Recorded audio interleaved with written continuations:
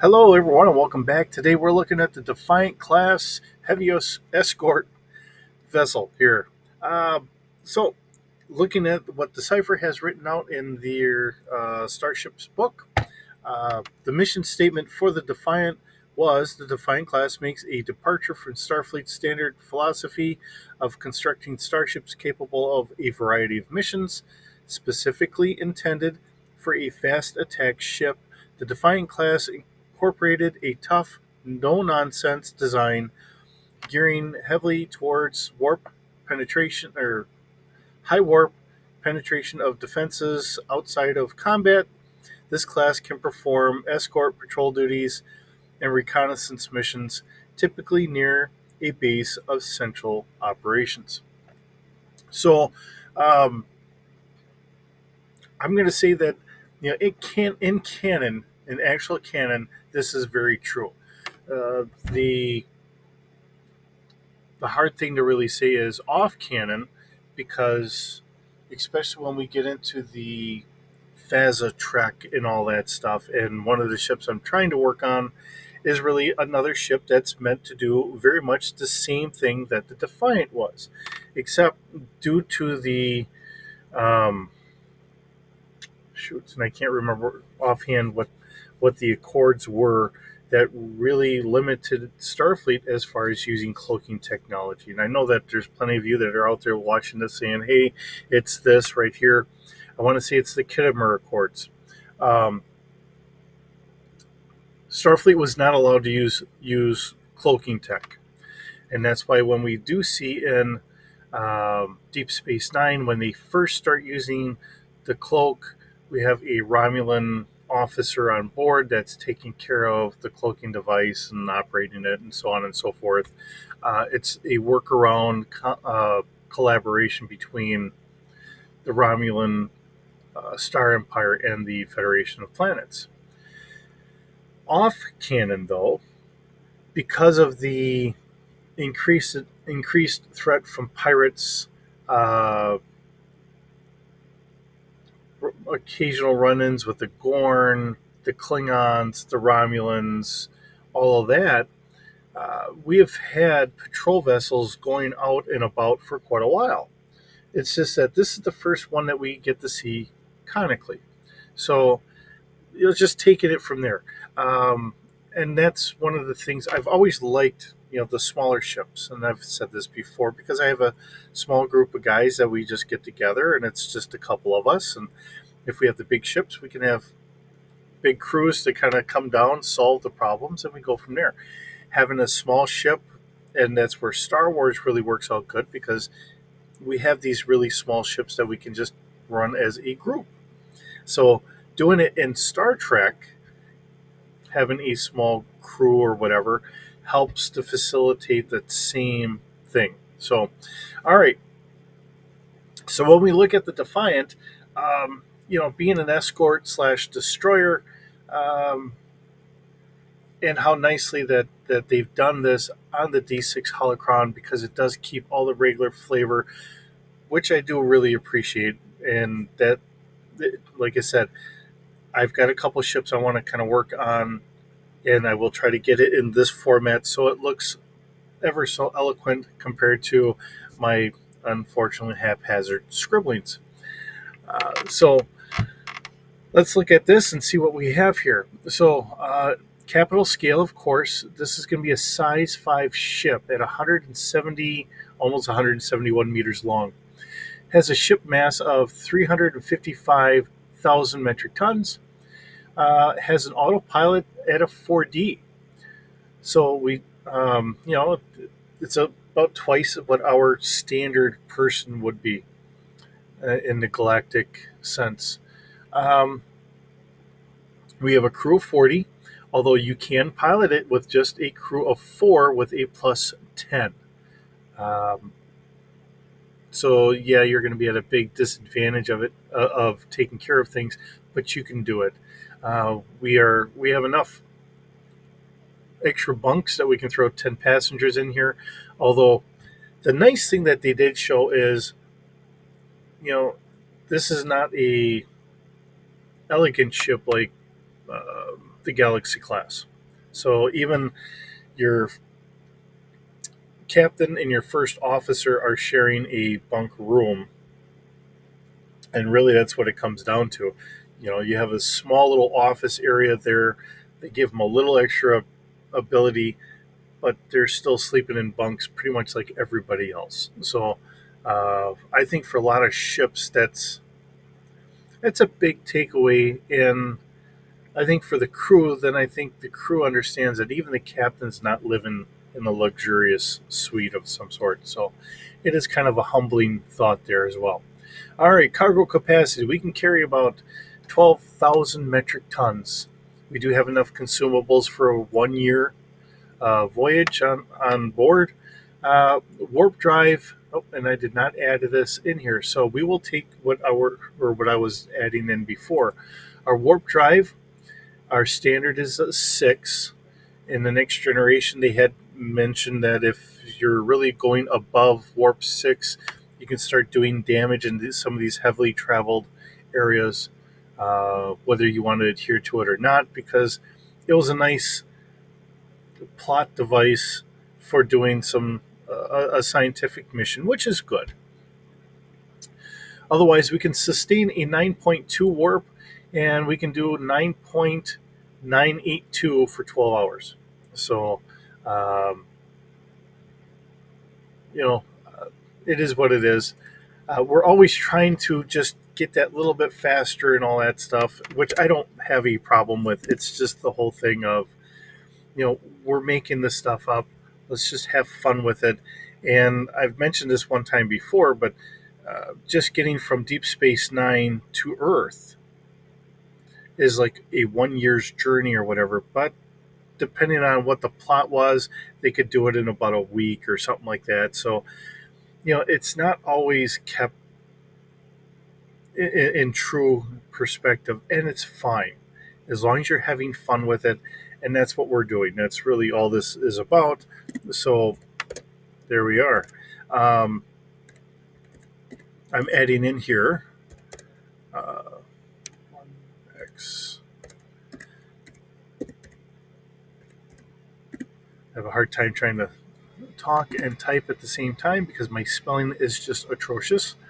All right, so what I did here, just wanting to keep everything in line. So if I do bring this into my Star Trek, or the Star Trek into the Star Wars galaxy, which is something I would love to do. And that's part of the reason why I'm doing this. Everything all my little favorite kind of shows would just be wonderful to bring in. And I had mentioned before, with the reformation of the uh, New Republic, Mon Mothma herself wanted a um, exploratory arm going back out and trying to get communications with some of the planets, and start doing a kind of peaceful type tour. Make sure we freshen up our contact with some of the planets that have been kind of tossed off to the wayside due to the Galactic Civil War, even during the Clone Wars and all that stuff. So, having a Starfleet like this would make some sense, and we could easily throw in Klingons or Romulans or whatever else as some of those planetary factions that had kind of been fending for themselves or whatever and just kind of forgotten about. So it's not saying that we couldn't easily just kind of push this in somewhere, and we just kind of go from there. And we can bring in all of our favorite ships and all that stuff. Um, so I'm throwing in, because our standard here is the Galaxy class, and our Galaxy class I had put an 8x backup uh, hyperdrive and a 1x primary hyperdrive here. I can only speak this morning. All right, so that's why I'm adding that in here. We do have a nav computer, which always makes sense on a ship like this. This is a maneuverability of 1D plus 2. So it is a little bit more maneuverable than some of the other ships that we've had. Has a space of a 9.2. has a hull of 3D plus 2. Now keep in mind this is also capital scale. Has a blade of armor that goes on top of that. That's a 2D plus 2. So now that's really taken our hull up to a 5D plus 4 ish. Um, we don't typically go like a plus 4, but the fact that we're adding both of them together, or I guess a better way to say this, because we also have our shields of 1D plus 2, is you're going to have two different. You'll roll for your shields. So let's just say that you have a 4 for your shield. So whatever gets through your shields, um, then it's going to have to get through your blade of armor. So whatever you roll there. So let's just say you get an 8. So first you knock 4 off, then you're going to have to knock 8 off, and then you're going to get to your hull, whatever that is. And normally when I do all this stuff, because I like to keep things a little fast paced, and I took it from the D6 space, I'll roll for my hull. So let's just say I'm taking an average here of an 11. Okay, so I have 11 points here. I already said 5 and 8. So now that means, or a 4. So now you got to get 12 points pass before I can actually start taking down some of the hull. I mean, you get the idea here. So, um, especially when you're talking about weapons that are doing 5D, your average saying, I'm just throwing 3 as my average. So what would that be? A 15? So even after everything is all said and done, I get maybe 2 points through. Uh, maybe not. Does it make it through? Does it not make it through?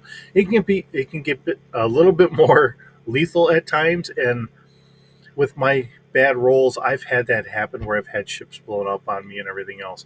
Typically, when I'm playing with the guys, that doesn't happen as much.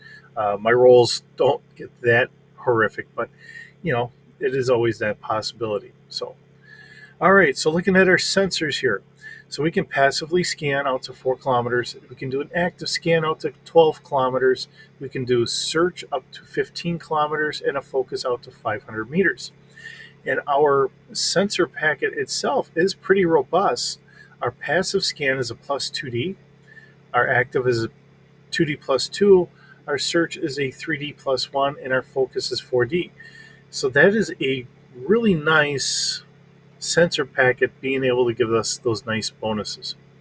All right, so we do have the cloaking device, which I did add in on our Klingon D7 the other day. I believe I did that. Anyways, I was doing it for one of my other ships or whatever for the GI Joe series, it was earlier, or it wasn't for a cloak. It was for the stealth, but trying to do the same thing, just sensor compared to visually in a sensor uh, type scenario. Okay, so while cloaked, it adds a 2D plus 2 difficulty to detect a ship. All right, our weapons. We have 2 Type 10 pulse phaser arrays. They are forward facing. Let's see, has a fire control of 2D plus 2. It can shoot 5 rounds or 5 times in 1 round. So it's a pretty substantial amount of firepower being able to dish out there. And each time you're going to shoot at 5D worth of damage. And then we do have a Type 10 phaser array, which is a 360-degree dorsal emitter on the top there. Fire control of 2D plus 2. Damage is 4D. And this can shoot 3 times a round. Let's see. Then we also have one Type 10 phaser array, just in a forward as well. And it's a 2D plus 2 for fire control and another 4D for damage. Can only fire once per round though. And then we have 5 quantum torpedo launchers. And that's a fire control of 2D plus 2. And let's see, it has a spread of 6, and that does 8D worth of damage. Now, these are We have 200 Mark I quantum torpedoes, or quantum 8 torpedoes. Uh, so that's quite a bit of firepower that it's able to have, and being able to shoot 6 torpedoes out at one time is pretty devastating. Um, and we have 2 Delta class projector beams, one forward, one aft. Let's see, that has a fire control of 2D and a strength of 40 plus 2. Now, one of the things I don't see is for our shuttle bay, because I do believe that they also had one for the shuttle bay. Now, maybe they can use one of the Delta tractor beams for the shuttle bay. That would be perfectly fine, but one way or the other. All right, so crews, we have, for crew quarters, we have 30 Spartan uh, kind of beds here, and that's all we have. So in other words, we're going to have to, you're going to have people sharing beds essentially. If your shift is not on and you're able to get some rack time, you're going to rack out in a shared bed. All right, and we have 4 decks here, which is on par with everything else I remember seeing for schematics. We have 26 escape pods with a capacity of 6 personnel per pod. This was commissioned by Earth Reckoning 2371. Transporters, we have 1 personnel uh, transporter for a 3-person uh, transporter deck. We have an emergency transporter, which has a capacity to carry up to 12 people. We have 1 cargo transporter, which can move 400 kilograms at a time.